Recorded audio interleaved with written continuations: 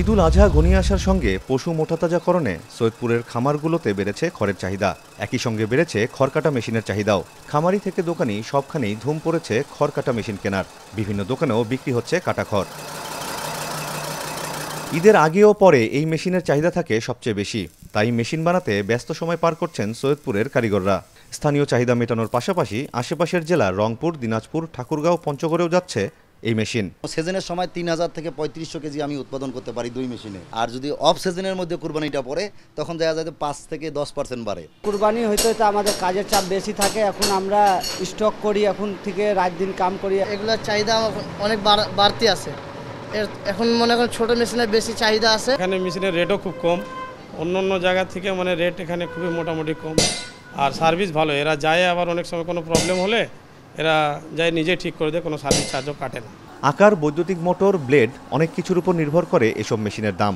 বৈদ্যুতিক মোটর সহ এক একটি বড় মেশিন বিক্রি হয় 60 থেকে 70 হাজার টাকায়, আর ছোট মেশিন বিক্রি হয় 25 থেকে 30 হাজার টাকায়। এই মৌসুমে অন্তত 300 মেশিন বিক্রি হবে বলে আশা মালিক সমিতির।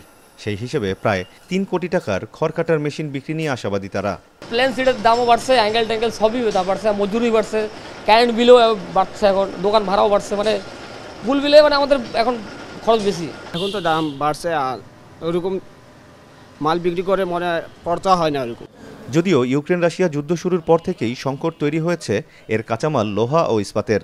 তাই কাঁচামালের দাম বেড়ে যাওয়ায় কাঙ্ক্ষিত মুনাফা নিয়ে দুশ্চিন্তায় ব্যবসায়ীরা।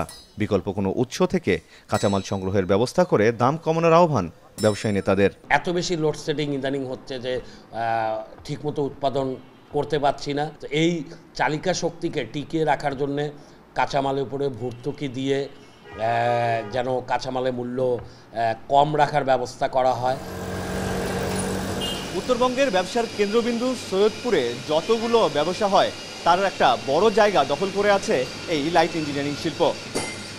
সারা বছর বড় বড় মেশিনের ছোট ছোট যন্ত্রাংশ সাপ্লাই দিলেও কুরবানির সময় চাহিদা বাড়ে খড় কাটা মেশিনের। ছোট বড় নানা ধরনের এই মেশিনগুলো তৈরি করতে দিনরাত এক করে ফেলেন শ্রমিকরা।